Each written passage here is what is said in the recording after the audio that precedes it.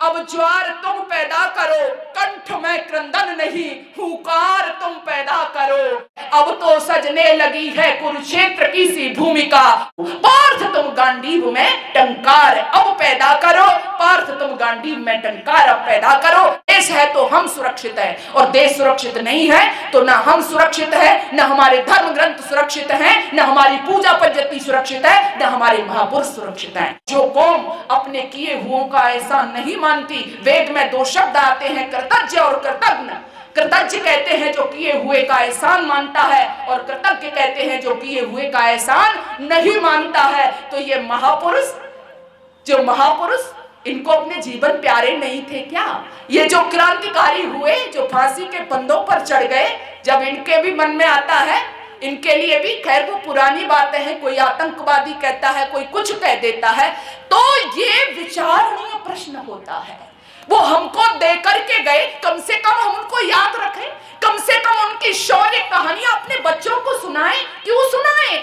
इसलिए सुनाएं कि इनके अंदर भी वो वीरता का जज्बा जगे, इनके अंदर भी देशभक्ति की आग लगे। ये जरूरी है, मैं इस मंच से कह रही हूँ, क्योंकि देश है तो हम सुरक्षित है, और देश सुरक्षित नहीं है तो ना हम सुरक्षित है, ना हमारे धर्म ग्रंथ सुरक्षित हैं, ना हमारी पूजा पद्धति सुरक्षित है, ना हमारे महापुरुष सुरक्षित हैं। तो आइए, ऋषि दयानंद जो मार्ग प्रशस्त करके गए हैं, उस मार्ग पर हमें चलना है।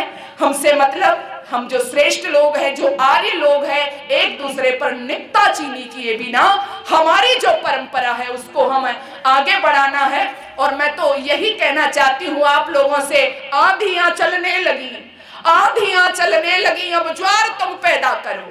आंधियां चलने लगी, अब ज्वार तुम पैदा करो, कंठ में क्रंदन नहीं, हुंकार तुम पैदा करो। पार्थ सजने लगा है, अब तो सजने लगी है कुरुक्षेत्र की सी भूमिका, पार्थ तुम गांडीव अब टंकार को पैदा करो, पार्थ तुम गांडीव में टंकार अब पैदा करो, पार्थ तुम गांडीव में टंकार अब पैदा करो। ये समय है हुंकार भरने का, आप सोते मत रह जाना, सत्य के साथ आपको हमेशा खड़े रहना है, क्योंकि हमारे ऋषि जो मार्ग हमको दिखा करके गए हैं, हमारे वेद शास्त्र जो कहते हैं, हम किसी के जैसा कहा था ऐसा नहीं है कि लोग कहते ना हम मुस्लिम विरोधी हैं। मुस्लिम विरोधी से मतलब, क्योंकि हमारा संदेश है मानव तू मानव बन जा, ठीक है ना। वह हम ये नहीं कहते कि तू हिंदू बन, मुस्लिम बन, ऐसा नहीं कहा वेद ने, मानव तू मानव बन जा। लेकिन जो मानवता का विरोधी है, जो आपके धर्म ग्रंथों का विरोधी है, जो वेद का विरोधी है, वो हमारा भी